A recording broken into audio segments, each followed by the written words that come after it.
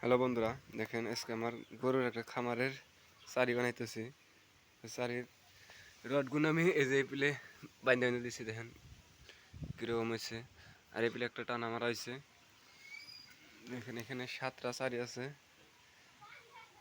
আর এই চারিগুলো কিছু ছোট বড় করে বানা হইতেছে। আর দেখেন এটার মজবুতটা দেখেন, যে গরু যাতে টানাটানি করে ফাটা না হারে, এই হিসেবে আমি চারিটা বানাইতেছি। তো এর মধ্যে কিরকম হয় দেখেন।